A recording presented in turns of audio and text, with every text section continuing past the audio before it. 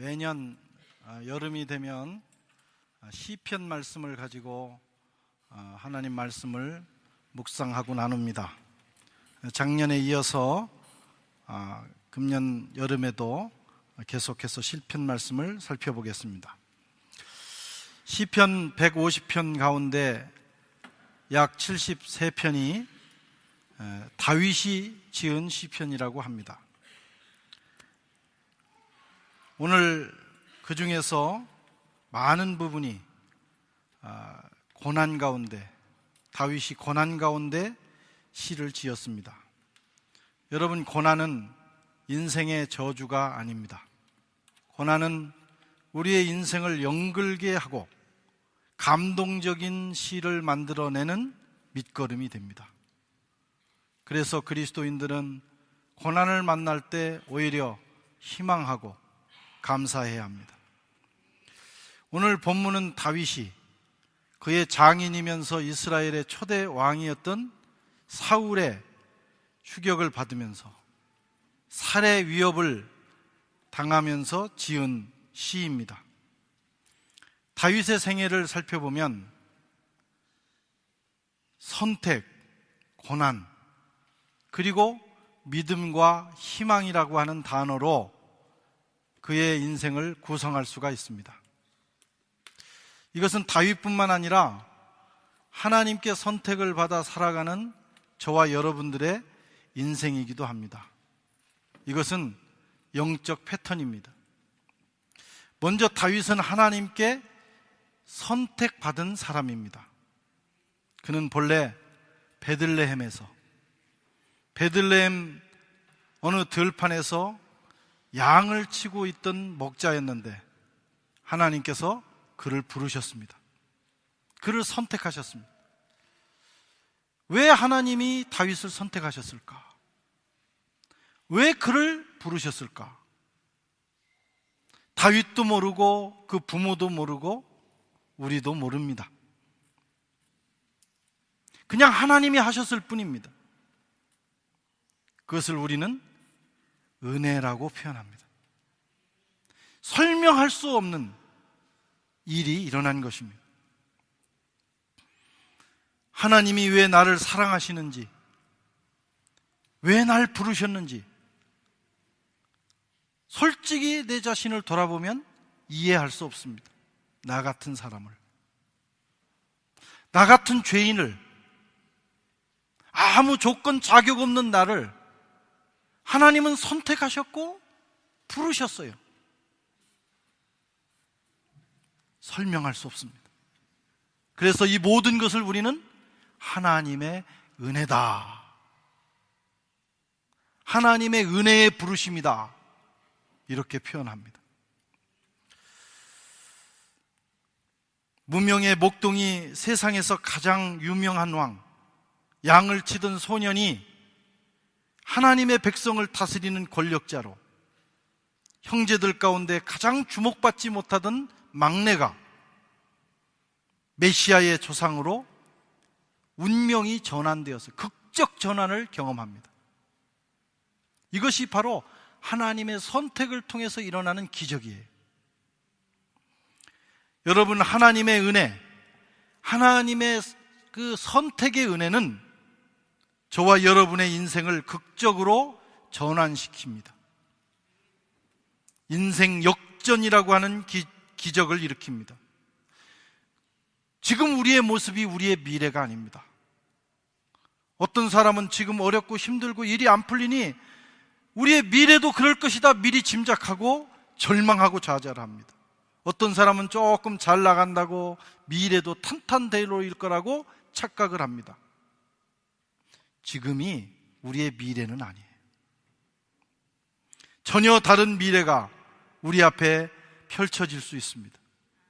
하나님이 우리를 부르시고 하나님이 저와 여러분을 선택하시고 그분의 전능하신 손이 여러분의 인생을 어루만지시면 극적 전환, 이해할 수 없는, 설명할 수 없는 인생의 변화가 일어나는 거예요. 다윗처럼. 여러분, 목동은 참 불쌍한 직업이에요.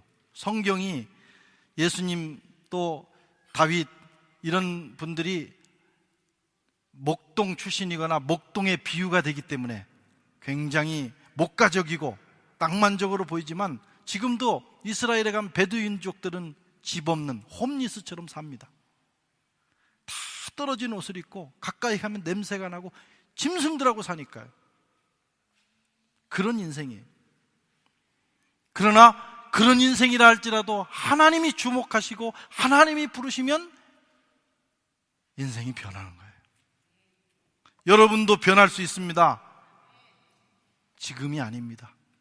미래가 하나님의 손에 있어요. 지난 수요일에 우리는 참으로 극적인 사건을 경험했어요. 월드컵, 아니 피파 57위의 팀이 지난 대회 우승팀이면서 세계 랭킹 1위를, 그것도 추가 타임 3분과 6분에 완벽하게 골을 넣어서 승리했습니다. 저는 앞에 두 경기를 보면서 더 이상 세 번째 게임에서 상처받지 않기 위해 전반은 포기했어요. 전반은. 그래도 궁금한 거예요. 이게 나도 참 한민족이니까 궁금하다 이거예요. 혹시 실수로라도 한 골 넣고, 그러면서도 이거 한 5골 10골 들어가면 어떡하나 하는 그 마음. 참 우리는 불쌍한 민족이에요. 그런 거 보면 축구에 있어서는. 그래서 후반전을 보는데 그것도 집중해서 보기가 두려운 거예요. 상처받고 싶지 않은 거예요. 그래서 다른 일을 일부러 하면서 힐끗힐끗 봤어요. 아니나 다를까 후반 45분이 끝나는데도 계속 그냥 막 그 공격을 막아내는데, 정말 우리나라 골키퍼는 골키퍼의 순환입니다. 나중에 인터넷에 나왔는데 매 순간 하나님 도와달라고 기도하면서 잡았대요, 공을. 그러니까 그 골키퍼가 그냥 새처럼 날라서 잡는 거예요. 정말 골키퍼 훌륭하다는 생각보다는 우리가 참 불쌍하다 그 생각이 들어서 이 후반 이제 끝나는구나. 근데 추가 타임이 주어지는데 아이고 저 때라도 먹지 말아야 되는데 하는데 한 골이 들어간 거예요. 믿기지 않는. 제 둘째 아이하고 같이 보는데 들어갔다 그러더라고요. 그래서 저도 깜짝 놀래가지고 보니까 들어간 거예요. 얼마나 기쁜지 소리를 지르고 그 골링을 넣은 그 아무개 선수가 팍 하면서 확 하는데 아니나 다를까 선심의 기가 착 올라가는 거예요. 그러면 그렇지. 더 상처가 되는 거예요. 더 상처가. 그런데 우리가 첫 게임에서 비디오 판독으로 그 페널티킥을 줬잖아요. 그런데 바로 거기서 그걸 요청했는데 골링이 선언이 됐습니다. 그거 하나로 만족하는데, 그거 하나로 그동안 우리 팀이 못했던 거 다 용서가 되더라고. 그런데 3분 후에 그냥 몰고 가던 공을 뺏어서, 그동안 다 뺏겼는데 어떻게 또 뺏었는지 몰라요. 막 차는데 골키퍼가 없는 거예요. 골키퍼가 제가 볼 때는 교만했어요. 아이고 한국팀이 뭘 하프라인을 넘어오겠느냐 생각하고 자기가 골키퍼가 몸소 하프라인을 넘어가서 이러다가, 그래서 성경 말씀이 생각났어요. 하나님은 교만한 자를 멀리하시고 겸손한 자에게 은혜를 베푸시나이다. 할렐루야. 그래 딱 찼는데 보통은 차고 쫓아가다가 공이 골라인을 벗어나면서 허탈해지는데, 그날 손흥민 선수가 갑자기 우사인 볼트가 되는 거예요. 정말 그 거리를 뛰어간 것이 100m를 약 13초 정도 때에 뛰었다는 거예요. 이게 단거리 선수가 뛰는 겁니다. 그것도 축구화를 신고 그렇게 뛰기가 어려운 거예요. 화력을 다해서 바로 1m 앞에서 골을 잡아서 차는데, 대개 또 거기까지 간 사람이 지쳐가지고 골대 밖으로 차거든요. 그런데 그 선수가 그냥 정확하게 넣는데 일어나가지고 막 저도 막 춤을 추고 막 소리를 쳤어요. 여러분 안 그랬어요? 다 점잖게 앉아 계시지만 나는 그런 줄로 믿습니다. 예. 얼마나 놀라운 일입니까? 아무도 믿지 않았어요. 축구를 하는 선수들도 믿지 않았어요. 그리고 독일 팀을 그렇게 후반이 다 끝난 다음에 2골을 넣어서 이기리라고는 하나님 외에는 천사들도 몰랐을 거예요. 이야, 정규 시간이 끝나고 이제 추가 타임 겨우 몇 분 주어진 그때 그런 일이 일어난 것, 이것을 기적입니다.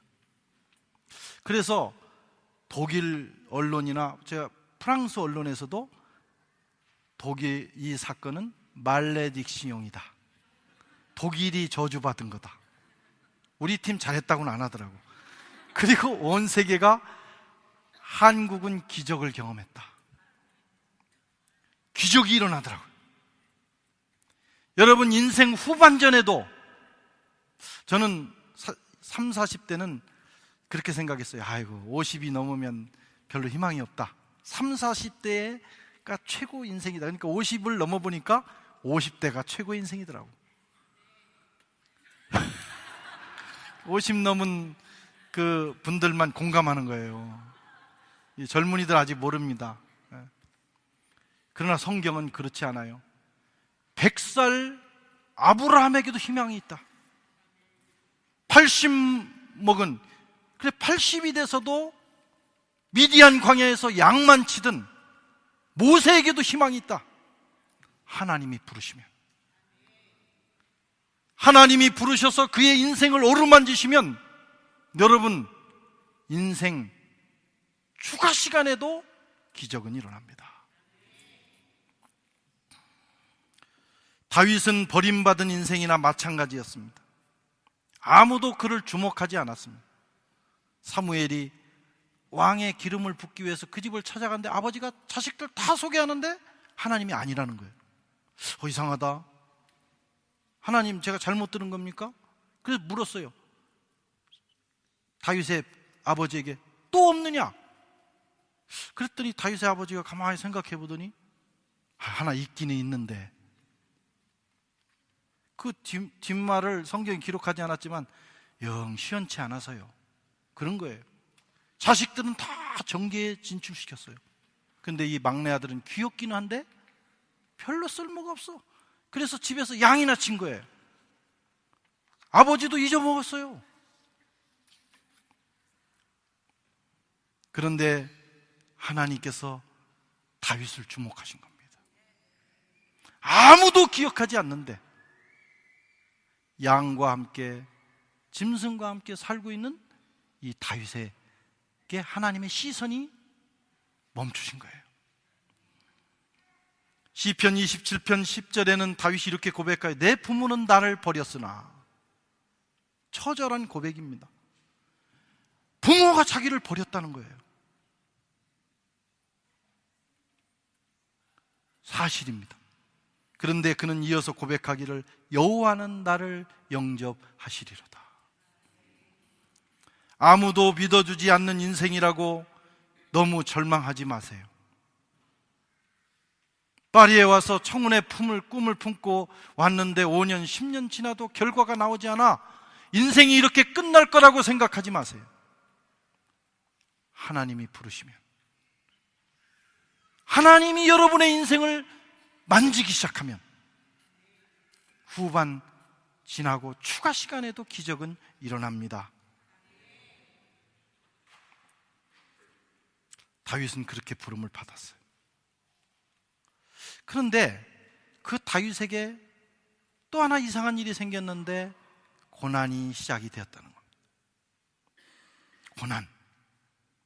우리는 부름 받았으면 그냥 그대로 잘 풀렸으면 좋겠죠. 기름 부음 받고 그대로 예루살렘에 가서 왕이 되면 좋겠죠. 그런데 그런 일은 없었습니다. 그 다음 스텝은 고난이었습니다. 다윗의 고난은 여느 사람의 고난보다 더 컸습니다. 여러분, 고난의 크기와 강도는 그 사람의 미래의 크기에 비례합니다. 미래가 크고 놀라운 사람은 고난도 크다, 이런 말씀이에요. 진주가 되기 위해서는 진주주교의 고통이 있어야 하고, 순도 높은 금이 되기 위해서는 더 강렬한 용광로의 뜨거움을 경험해야 합니다. 위대한 인생은 저절로 되지 않아요. 위대한 인생으로 선택받은 인생에게는 반드시 극심한 고난이 따릅니다. 이 비밀을 아는 사람은 감사하죠. 기뻐하죠. 왜 이렇게 힘든가?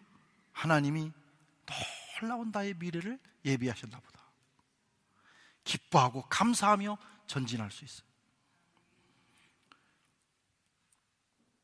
오늘 본문에 다윗은 자신의 고난을 여러 단어로 표현합니다. 원수, 환난, 사망의 줄, 창수, 수월의 줄, 이 지옥의 줄이라는 거예요. 사망의 올무, 곤고한 백성. 시인의 언어, 시어는 원자폭탄과 같습니다. 그 한 단어에 너무나 많은 의미를 함축시켜.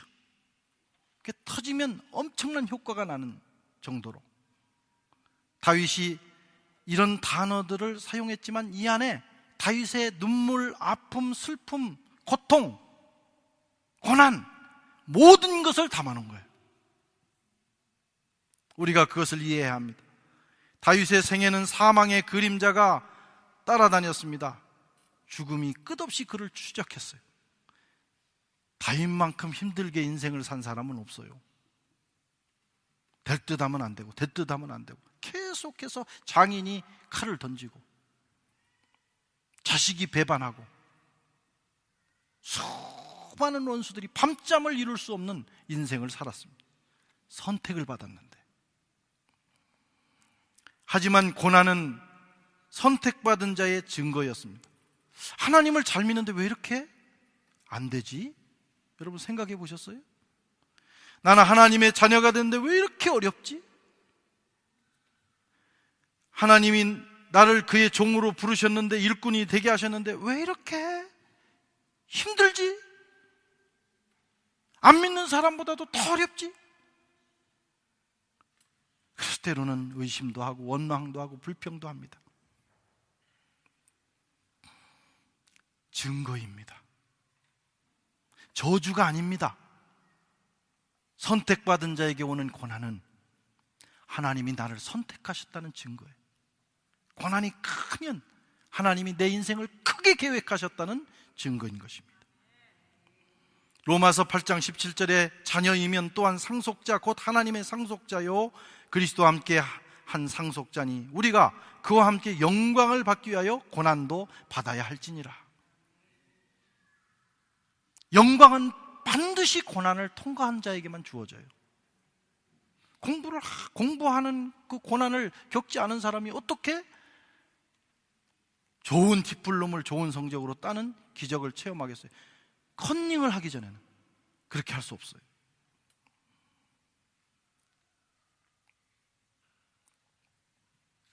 많은 사람들이 고난 없이 영광의 자리로 가려고 합니다. 그래서 타락하는 겁니다. 반드시 고난을 기쁨으로 당해야 여러분 영광이 있는 거예요. 부활의 영광을 사모한다면 고난의 자리도 기꺼이 가야 합니다. 구원은 거저받았지만 여러분 영광은 대가를 지불하는 거예요. 우리가 구원은 대가를 지불할 수 없는 가치예요. 그건 진짜. 그래서 하나님의 아들이 십자가에서 대가를 지불하셨어요. 그래서 우리는 공짜로 받았어요. 그러나 주님을 섬기는 일, 예수 믿는 사람으로서 인생을 살아가는 일은 대가를 지불합니다. 고난이라는 대가. 교회 봉사하고 섬기는 것도요, 고난이라는 대가가 있어야 그것이 진짜예요. 신앙생활 거저하려고 하면 안 됩니다. 가만히 앉아서 기도하고 있으면 인생이 다 풀린다고 생각하면 안 됩니다. 기도하고 기꺼이 고난의 자리로 나가야 돼요.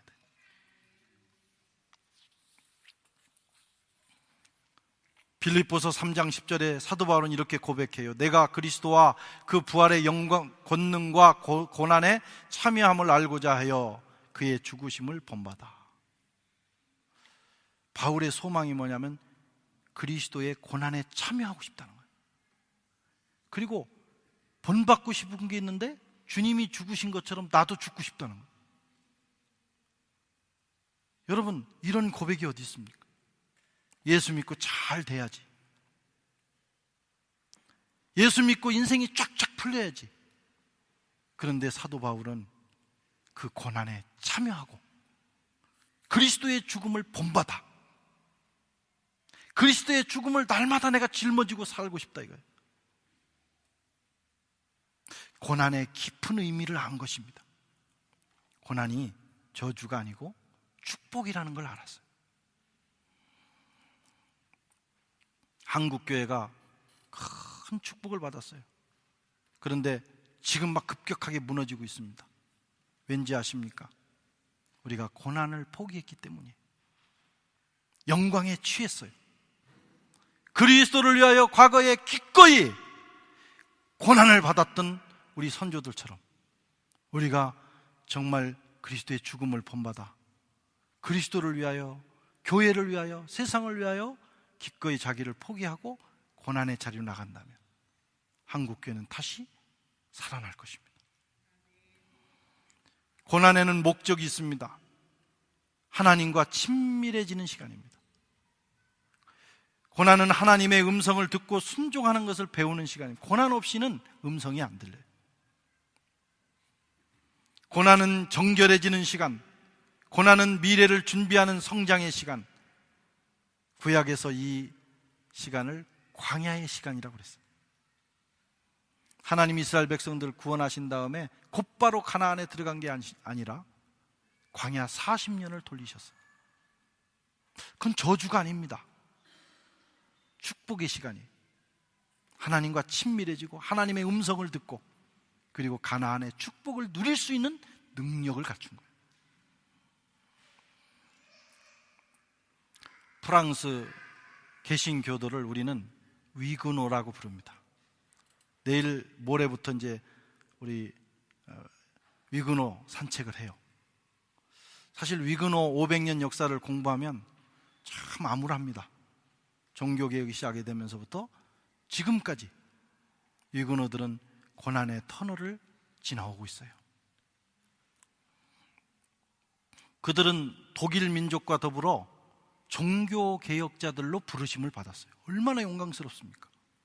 하나님의 교회를 새롭게 하는 일에, 중세의 그 문을 열어 젖히고 새로운 시대를 여는 일에 위그노들이 부름을 받았는데 그들에게 준비된 것은 고난이었습니다. 잠시 낭트 칙령을 통해서 종교의 자유를 얻었지만 1685년 10월에 루이 14세가 이 칙령을 폐지하는 퐁텐블로 칙령을 선포하면서 104년 동안 어마어마한 고난의 시간을 보내요. 22만 명이 조국을 떠납니다. 이 22만 명은 오늘날로 말하면 한 200만 명 이상이 되는 거예요. 그리고 남아있던 사람들은 대부분 강제 개종이 되거나 설교자들과 목회자들이 잡히면 노예선에 끌려가거나 화형을 당하고, 여성들은 감옥에 가서 10년, 20년, 최고 오래 있었던 사람은 38년을 감옥에서 인생을 보냈어요.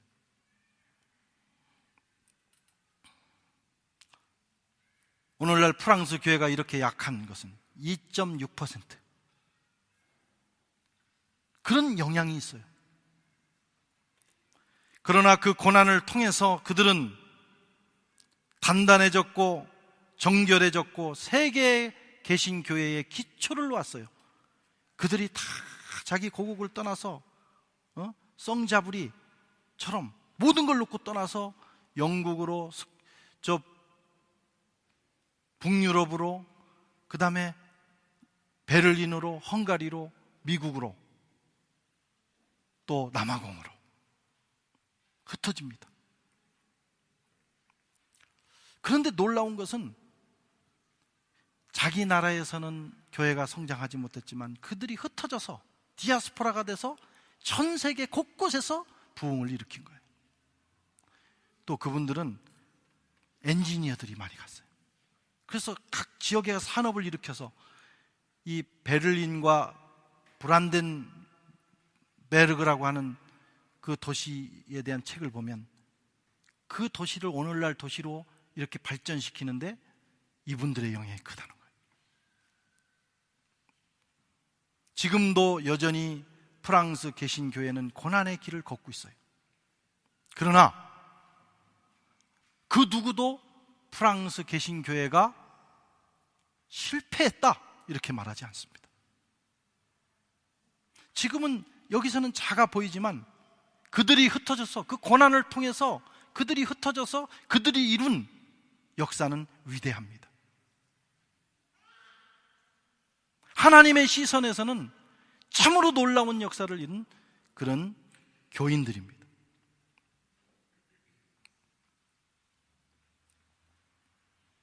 고난은 큰 역사를 이루는 기초가 됩니다. 다윗도 마찬가지였어요. 선택받은 후에 수많은 세월을 고난으로 보냈지만 그는 결국 최고의 왕으로, 그리스도의 조상으로, 온 세상이 기억하는 영광스러운 인생으로 살았습니다. 물론 죽을 때까지 그에게 고난은 있었어요. 그러나 그 고난이 그의 인생을 실패로 이끌지 않았어요. 그 고난을 감당할 때마다 한 단계씩 인생이 올라갔습니다. 저와 여러분에게도 그런 역사가 있기를 축원합니다. 다윗은 하나님을 믿음으로 의지했습니다. 이게 세 번째 패턴이에요. 6절과 18절을 함께 읽겠습니다.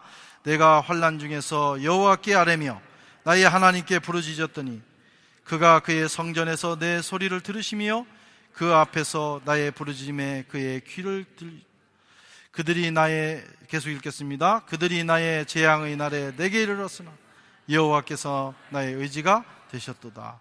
아멘. 고난의 날에 다윗은 하나님을 신뢰했어요. 하나님을 의지했습니다. 우리도 고난의 날에 하나님을 믿고 의지해야 합니다. 그래야 그 고난이 축복으로 가는 문이 되는 거예요. 하나님만이 우리를 도울 수 있기 때문입니다. 하나님만이 우리의 힘이 되시기 때문입니다. 세상에는 많은 사람들이 있지만 우리는 어려움을 당하면 사람들을 의지해요. 그러나 세상은 그런 거 아닙니다. 도울 힘도 없고 사실은 도울 마음도 별로 없어요. 누구나 다른 사람이 잘 안 된다, 어렵다 하면 겉으로는 위로하지만 내심은 고소한 것이 사람들의 타락한 근성입니다. 짐승도 그래요. 동료들 중에 누가 어디가 상처가 나면 그걸 위로해 주는 게 아니고 같이 가서 쪼우는 것이 짐승이에요. 타락한 인생에게 그런 속성이 있어요. 그래서 너무 내 치부, 내 지금 어려움을 너무 사람들한테 막 다니면 사소연하고 그러면 나중에 부끄러움 당합니다.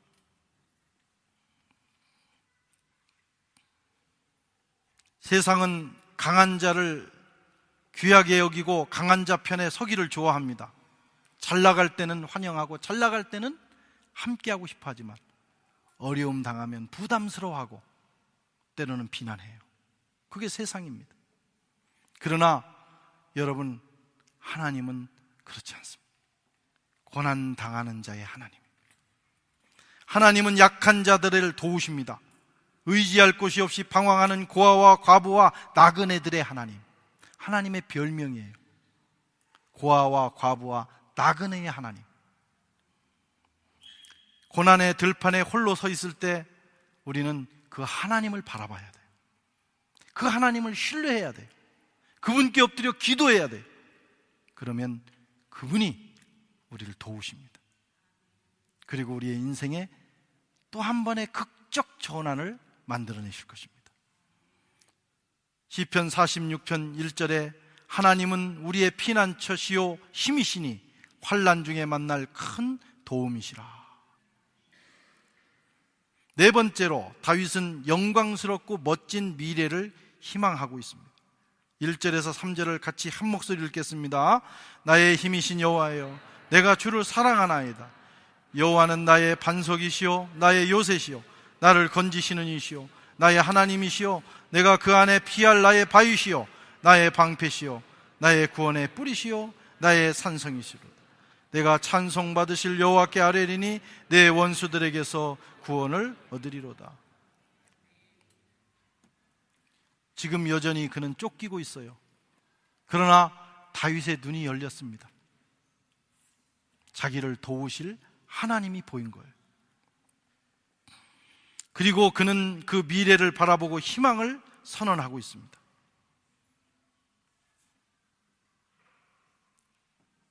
하나님 안에는 희망이 있습니다.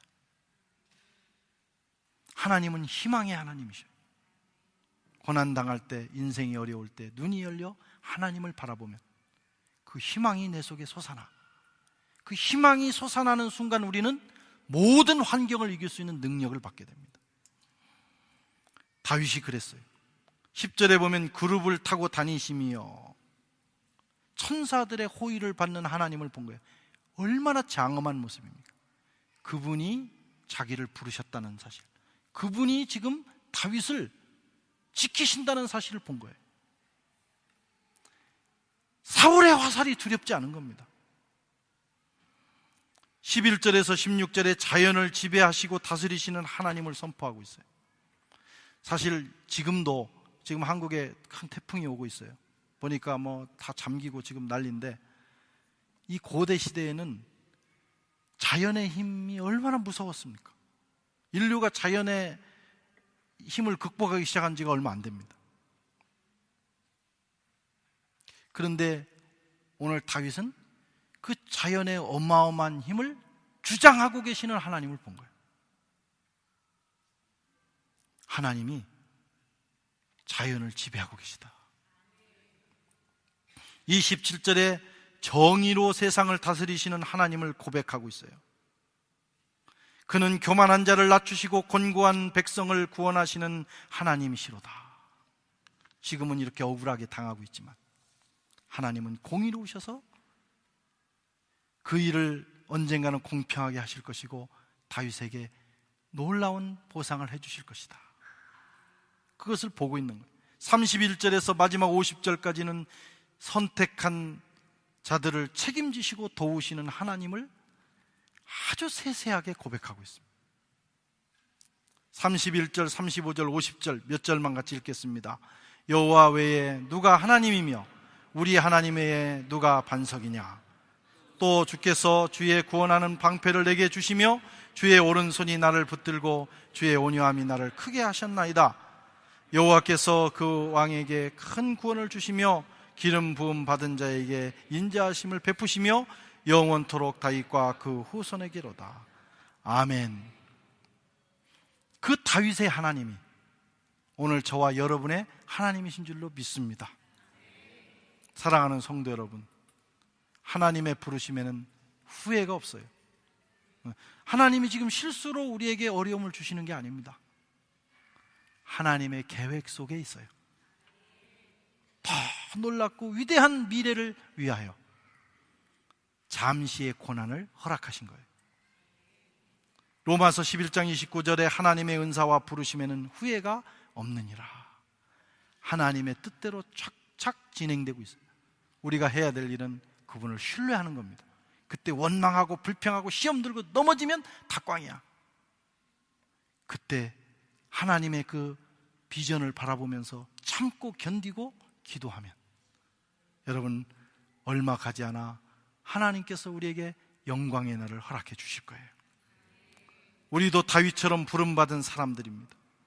선택된 하나님의 자녀들, 고난은 영광스러운 미래의 증표입니다.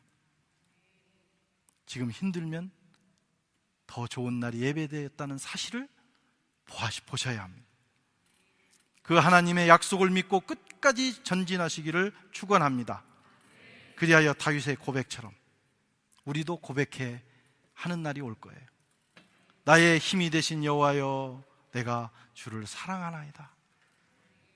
기도하겠습니다.